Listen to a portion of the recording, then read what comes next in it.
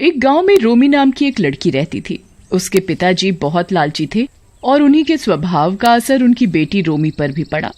देखते ही देखते रोमी बड़ी हो जाती है और उसके पिता होशियार चंद उसकी शादी एक राम नाम के लड़के से करवा देते हैं। जा बेटी, मैंने तेरी शादी गांव के सबसे अमीर घर में की है, तो हमेशा तुझे खुश रखेगा।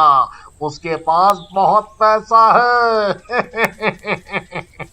बेटी, मैं तो इतना जानती हूँ कि राम एक बहुत अच्छा और सुलझा लड़का है, बस पैसा तो आता जाता रहता है। फिर शादी के बाद रोमी और राम अपने घर आते हैं। अरे वाह, ये घर तो बहुत सुंदर है जी। रोमी, घर तो घर की लक्ष्मी से बनता है और मेरे घर की लक्ष्मी तुम हो। फिर कुछ दिनों बाद राम को खेतों में बहुत नुकसान हो जाता है और राम अमीर से गरीब हो जाता है।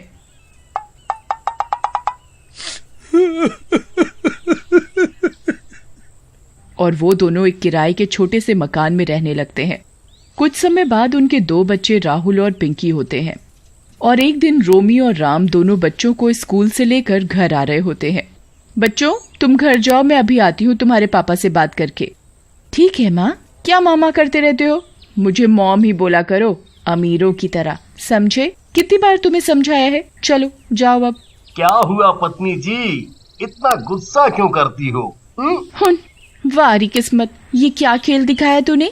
इस शादी से घर में तो मेरा दम घुटता है। पता नहीं कब पैसा आएगा हमारे पास। देखो ना जी, ना हमारे पास एसी है, ना बच्चों को अच्छे अंग्रेजी स्कूल में डालने के पैसे।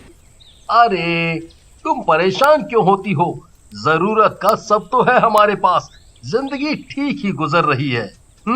रहने दो जी, तुम्हें तो पैसा कमाना आता ही नहीं। उनकी ये सारी बातें पेड़ पर बैठी एक चुड़ैल सुन रही होती है। चुड़ैल तो मैं हूँ, लेकिन इस लड़की की हरकतें बिल्कुल चुड़ैल जैसी ही है। ये मेरे प्यारे से राम को कितना सुना रही है। इसे तो सबक सिखाना ही पड़ेगा। अरे रोमी, जितना है मैं तो उतने में खुश हूँ। तुम क्यों दुखी होती हो? समय हमेशा एक जैसा नहीं रहता। जैसे अच्छे दिन हमेशा नहीं रहे, वैसे ही बुरे दिन भी हमेशा नहीं रहेंगे। गुजारा करना ही काफी नहीं होता? ना ही घर में अच्छा फर्नीचर है, ना ही अच्छा घर, ना गाड़ी है, ना कहीं घूमने जा सकते हैं, ना अच्छे जेवर हैं। हर महीने वो घर का मालिक आ जाता है किराया मांगने। ये भी कोई जिंदगी है? हम तुम साथ हैं ये कम थोड़ी है। चलो अब घर जाओ, मैं भी जा रहा हूँ काम पर। इतना बोलकर दोनों चले जाते हैं। ये कैसी औरत मिली है? इतना अच्छा और ईमानदार पति मिला है इस रोमी को, तो सिर्फ पैसा और ऐशो आराम ही चाहिए। अगले दिन राम खेतों पर काम करने के लिए निकलता है। अरे राम तो खेतों की तरफ ही जा रहा है। चुड़ैल राम के सामने जाती है। राम रुको। आई मम्मी, बचा लो। अरे मर गया रे, भागो रे। चुड़ैल, अरे मर गया रे चुड़ैल। अरे डरो नहीं, मैं तुम्हें कोई नुकसान पहुंचाने नहीं आई। तुम मुझे नहीं पहचान पा रहे, लेकिन मैं तुम्हें अच्छे से जानती हूँ। तुम्हारी बीवी तुम्हारे लायक नहीं है। तुम उसे छोड़ दो और मुझसे शादी कर लो। मैं तुम्हें रोज यहाँ आते जाते देखती हूँ।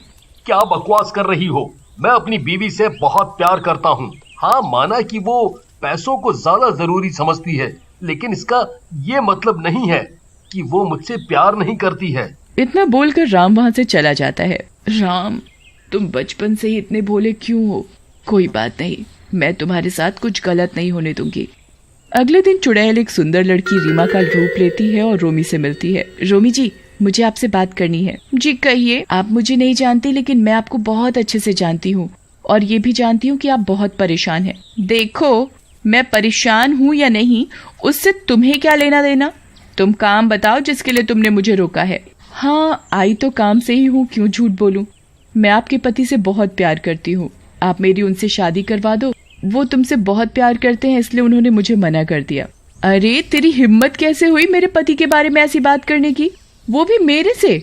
और उनके 2 बच्चे भी हैं। तुम्हें पता नहीं क्या? तूने दोबारा ऐसा बोला तो मैं तेरी जुबान काट दूंगी, समझी? मना करने से पहले मेरी पूरी बात तो सुन लो। इसमें तुम्हारा भी फायदा है। अगर तुम अपने पति से मेरी शादी करवाओगी तो मैं तुम्हें बहुत सारा पैसा दूंगी। क्या बकवास है? मुझे पैसा नहीं चाहिए, तुम जाओ यहाँ से। सोच लो, मैं तुम्हें इतना पैसा दूंगी कि तुम गिनते गिनते थक जाओगी, लेकिन पैसे खत्म नहीं होंगे। गाड़ी, बंगला, हीरो का हार, सब कुछ। जो तुम मांगोगी वो दूंगी। बस तुम ही हो जो अपने पति को मुझसे शादी करवाने के लिए मना सकती हो। रोमी ये सब सुनकर दंग रह जाती है। चुड़ैल उसे एक बैग देती है। तुम्हें विश्वास नहीं तो ये लो बैग, ये हीरो और सोने के जेवरों से भरा हुआ है। देख लो, तुम अपने बच्चों को और पति को एक अच्छी जिंदगी दे सकती हो। रोमी जैसे ही बैग को खोलती है उसकी आंखें फटी की फटी रह जाती हैं। वो बैग सच में हीरे और सोने के जेवरों से भरा होता है। दया रे दया, इतना सोना, हीरे तो मैंने अपनी जिंदगी में नहीं देखे। लेकिन ये नकली तो नहीं है। चुड़ैल उसे एक बैग और देती है। ठीक है, ये ले लो एक और बैग। रोमी उस बैग को भी ले लेती है और खोलती है तो वो पैसों से भरा होता है।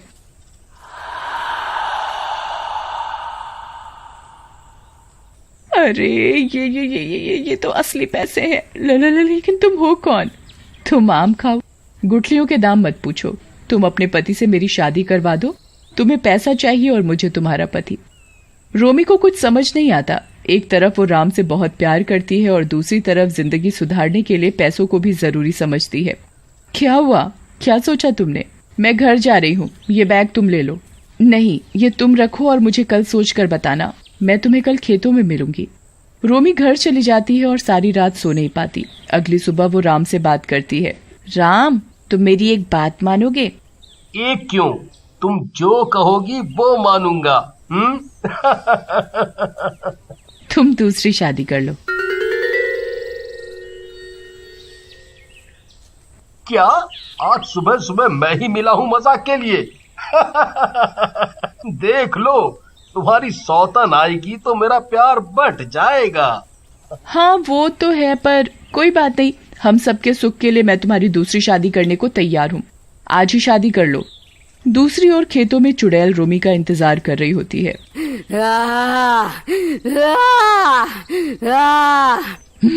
मुझे बहुत गुस्सा आ रहा है। पता नहीं ये रोमी कब आएगी। मैं ही इसके घर चली जाती हूँ। इस बार मैं राम को नहीं छोड़ने वाली। बचपन का प्यार है मेरा राम। पहले भी राम ने मुझसे शादी नहीं की और मैंने आत्महत्या कर ली, लेकिन क्या फायदा हुआ। आज भी मैं राम के लिए तड़प रही हूँ। अब राम मिलेगा मुझे तभी सुकून मिलेगा। चुड़ैल रीमा का रूप लेकर राम के घर जाती है। राम और रोमी शादी की बात कर रहे होते हैं। अरे रीमा, तुम यहाँ? चलो अच्छा है तुम ही आ गई। देखो जी, ये है रीमा। बहुत अच्छी लड़की है और बहुत पैसे भी दे रही है। हमारा जीवन सुधर जाएगा। आप इससे शादी कर लो। अब समझा, तुम्हारा दिमाग खराब तो नहीं है। मैं कभी दूसरी शादी नहीं करूंगा। मेरे लिए परिवार जरूरी है, पैसा नहीं। मुझे अब तक लग रहा था कि तुम मजाक कर रही हो। नहीं, मैं मजाक नहीं कर रही जी। इतने में होशियार चंद और रोमी की माँ भी आ जाते हैं। अरे वाह, इतना पैसा लाई है तो दामाद जी शादी कर लो। दोनों बहनों की तरह रहेंगी साथ में। ये क्या कह रहे हैं जी आप? पैसा सब नहीं होता। सबके मना करने पर भी रोमी जिद पर अड़ी रहती है और जहर पीने लगती है। देखो जी, अगर आपने इससे अभी शादी नहीं की तो मैं ये जहर पी जाऊंगी। अरे रोमी नहीं, ये क्या कह रही हो? तुम बहुत पछताओगी मेरी दूसरी शादी करवा के। अरे लड़की, तूने मेरी बीवी को ये क्या लालच दे दिया है? तुझे कल मना किया था ना शादी के लिए, फिर क्यों आ गई यहाँ? रीमा से कुछ मत कहो, ये मेरा फैसला है। आप हाँ कहते हो या मैं जहर पी जाऊं?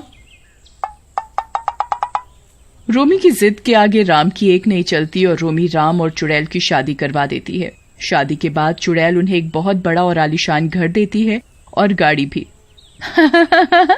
देखा राम जी, हमारे तो दिन ही बदल गए। ये इतना बड़ा स्विमिंग पूल देखो जी। और ये मेरी बनारसी चमचमाती साड़ी देखो। और ये जेवर। रोमी सब पाकर बहुत खुश होती है, लेकिन इस बात से अनजान होती है कि उसने अपने पति की शादी एक चुड़ैल से करवा दी है।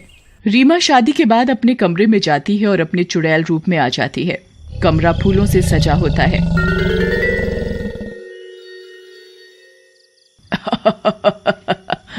मैंने जो चाहा वो मुझे आज मिल ही गया। राम जल्दी आओ, मैं अपनी सुहाग रात के लिए तुम्हारा इंतजार कर रही हूँ। आगे की कहानी देखने के लिए कमेंट जरूर करें।